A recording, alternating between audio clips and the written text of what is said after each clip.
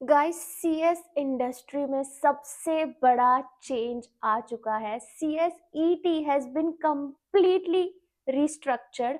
पूरा चेंज हो चुका है आपका सीएस ईटी। एंड वो चेंजेस क्या है, कब से एप्लीकेबल है, स्टूडेंट्स में इस चीज का क्या इम्पैक्ट पड़ेगा, ये सारी चीजें हम आज के वीडियो में डिस्कस करने वाले हैं। So if you are someone जो सीएस करने की सोच रहे हैं आगे, या फिर जो सीएस ईटी अटेम्प्ट अभी देने वाले हैं, ये वीडियो उनके लिए बहुत ही ज्यादा इंपॉर्टेंट है because everything has changed now. So hey friends, welcome back to my channel. This is Neha Patel. I help you to make smarter career and educational decisions.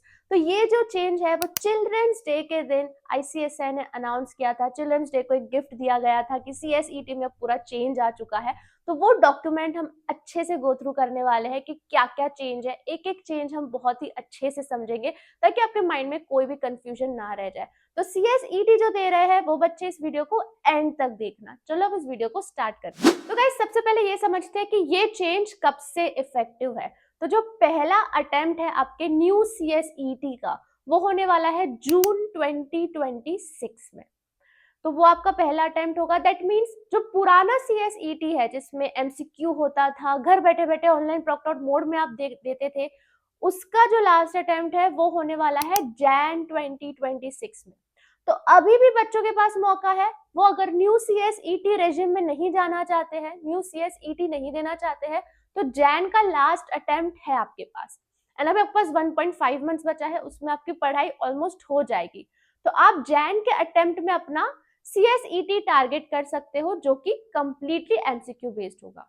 उसके बाद आपको मैंडेटरीली जून 2026 जो कि नया सीएसईटी है उसमें ही अटेम्प्ट देना होगा। चलो अब जानते हैं ये जो नया सीएसईटी है उसके लिए कौन एलिजिबल स्टूडेंट्स है। तो only Indian nationals can apply for this CS course because काफी सारे ना मुझे बच्चों के मैसेजेस आते हैं जो स्पेशली आउट ऑफ इंडिया के हैं, हमारे नेबरिंग कंट्रीज है कि हम सीएस देना चाहते हैं कि हम दे सकते हैं। तो नहीं, सिर्फ इंडियन नेशनल्स ही अप्लाई कर सकते हैं। And second eligibility condition is 10+2, यानी कि आपका जो सेकेंडरी एग्जामिनेशन है वो आपका क्लियर हो जाना चाहिए। ऑल्सो अगर क्लियर नहीं हुआ है, आपने एग्जाम दे दिया है, आप रिजल्ट का वेट कर रहे हो, तो भी आप एलिजिबल हो जाते हो सीएसईटी में रजिस्टर करने के लिए, जो हमारा नया वाला है। चलो अब हम जानते हैं एग्जेम्पशंस कि कौन कौन ये न्यू सीएसईटी के लिए एग्जेम्प्ट है। सबसे पहले जो आईसीएसआई का फाउंडेशन लेवल दे चुके हैं, ठीक है, जो फाउंडेशन पहले होता था अगर वो किसी ने दे दिया तो उसको सीएसईटी देने की जरूरत नहीं है। जो सीए बन चुके हैं, जो सीएमए बन चुके हैं, उनको देने की जरूरत नहीं है। और जो बैचलर्स है, जिनके पास बैचलर्स की डिग्री है या फिर पोस्ट ग्रेजुएशन की डिग्री है, उनको भी सीएसईटी देने की जरूरत नहीं है। दैट मीन्स कि आप सीधा सीएस एग्जीक्यूटिव से अपनी जर्नी स्टार्ट कर सकते हैं। तो ये जो सीएसईटी वाला फंडा है वो उन्हीं बच्चों के लिए है जो 12th के बाद अपना जर्नी स्टार्ट कर रहे हैं सीएस का। Now the most important part कि ये सीएसईटी का जो नया एग्जाम्स है वो कब कब होगा। साल में गाइस 3 बार होगा, फेब, जून एंड अक्टूबर। जो पुराना सीएसईटी था वो साल में 4 बार होता था, बट नया सीएसईटी साल में 3 ही बार होने वाला है। तो अगर आप जून 2026 में सीएसईटी देना चाहते हो तो फिर आपका जो रजिस्ट्रेशन डेट्स है वो 16 दिसंबर से स्टार्ट हो जाएगा। 16 दिसंबर 2025 से लेके 15 फेब 2026 तक आप जून 2026 के सीएसईटी एग्जाम के लिए रजिस्टर कर सकते हो। मैं इसकी सारी रजिस्ट्रेशन और एग्जाम फॉर्म की जो डेट्स है वो स्क्रीन पर डाल देती हूँ। ऑल्सो ये डॉक्यूमेंट पर भी बहुत अच्छे से दिया हुआ है, तो आप एक बार अच्छे से गो थ्रू कर लेना रजिस्ट्रेशन डेट्स और एग्जाम फॉर्म की डेट्स। तो हमने देख लिया कि साल में 3 बार अटेम्प्ट होगा। अब हम देखते हैं कि इसका सिलेबस क्या है, क्योंकि सिलेबस में बहुत ही ज्यादा चेंज आया है। तो 4 पेपर्स होने वाले हैं। Paper number 1 is your business communication, जो कि ठीक है, आपके सीएसईटी जो पहले वाला था उसमें भी था। Paper number 2 is fundamentals of accounting, जो कि नया ऐड किया गया है। दैट मीन्स कि आप अकाउंट्स भी सीएसईटी में पढ़ने वाले हो। अभी पहले आप नहीं पढ़ते थे अकाउंट्स, ठीक है। Paper number 3 is economics and business environment, which is more और लेस द सेम, जो आप 12th में भी पढ़ते हो। And paper number 4 is business laws and management. यहाँ पे आपका थोड़ा लॉ का पार्ट आएगा जो आपको पढ़ना पड़ेगा। तो ये आपके 4 पेपर्स है।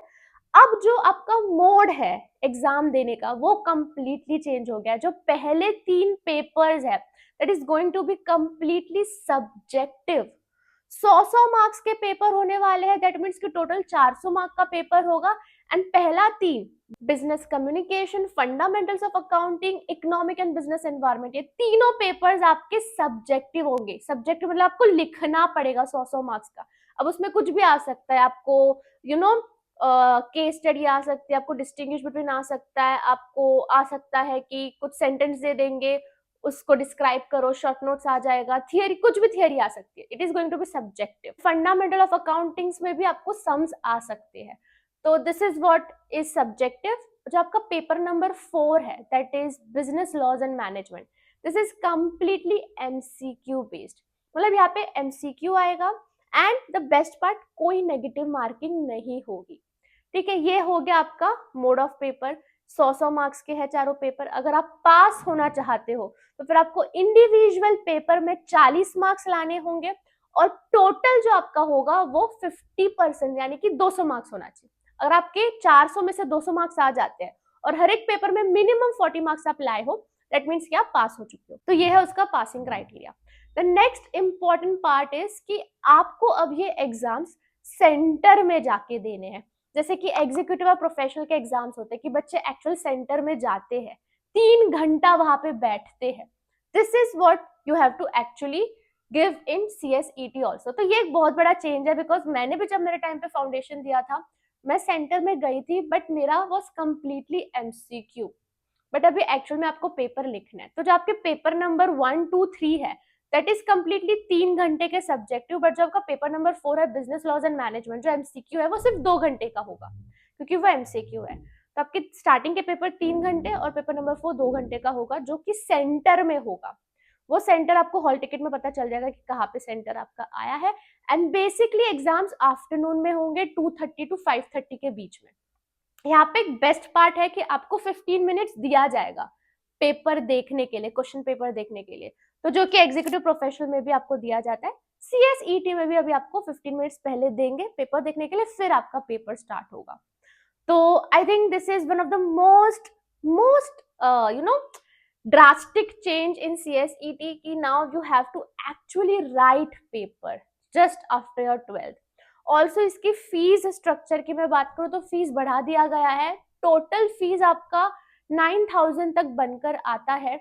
नो डाउट यहाँ पे कंसेशंस दिए जाएंगे SC ST वाले बच्चों को, बट इसका फीस थोड़ा सा बढ़ चुका है, which will be approximately 9,000 rupees.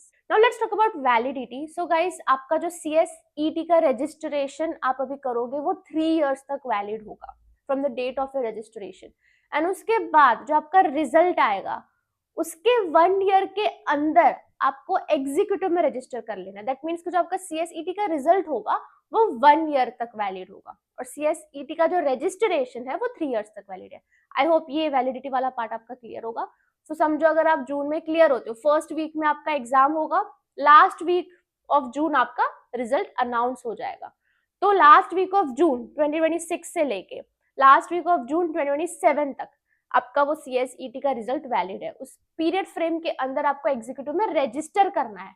उसी के अंदर आपको एग्जीक्यूटिव देने की जरूरत नहीं है, you just have to register for executive in this 1 year frame. बाकी जो इसके डिटेल्ड मॉड्यूल्स है वो आई डोंट थिंक अब तक रिलीज हुए हैं।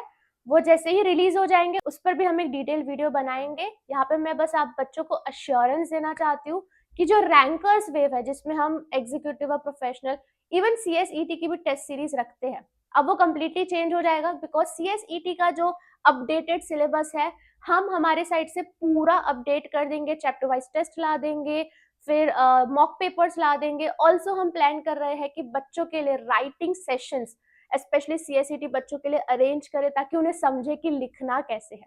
बिकॉज आप 12th के बाद सीधा CSET दोगे, जो कि कम्प्लीटली सब्जेक्टिव होगा। So it is going to be tough for students, but अगर हम इसके आउटकम की बात करें तो it is a very positive step taken by ICSI।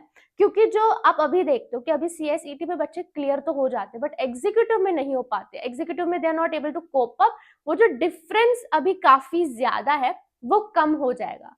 Casual बच्चे जो होते थे वो अभी फिल्टर आउट हो जाएंगे। अभी सिर्फ सीरियस और डेडिकेटेड बच्चे ही एग्जीक्यूटिव में एंट्री करेंगे, जिसकी बहुत ज्यादा जरूरत थी, क्योंकि एग्जीक्यूटिव में फिर पासिंग परसेंटेज बहुत कम आता था। बट अभी मुझे लगता है ऐसा बिल्कुल नहीं होगा, क्योंकि अभी सीरियस बच्चे ही फिल्टर होके एग्जीक्यूटिव में आएंगे।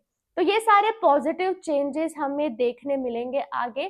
सो it is a positive change, but हाँ थोड़े टाइम के लिए, दैट मीन्स कि 2027 तक बच्चों के अंदर एंजाइटी, फियर और ये सारी चीजें होगी, जिसकी वजह से मे बी रजिस्ट्रेशन थोड़े कम हो जाए एग्जीक्यूटिव के या ईईटी के। बट लॉन्ग टर्म में ये एक बहुत ही अच्छा चेंज है। So that's my take on this CSET restructuring, and I hope आपके सारे डाउट्स क्लियर हो गए होंगे। इसके अलावा भी कुछ और डाउट्स हो गए तो प्लीज मुझे कमेंट सेक्शन पर बताना, but we are always there with you guys, and rankers web is also always there with you. We are gonna completely update our CSET papers, and हम पूरी कोशिश करेंगे कि आप बच्चों को एकदम एग्जाम रेडी बना दे। तो उसकी टेंशन आप मत रखो, स्टे काम, एंड सब कुछ अच्छा ही होगा। बाकी मैं तो हुई आपके साथ। ठीक है, हम मिलते हैं दूसरे वीडियो में। Bye bye, best of luck.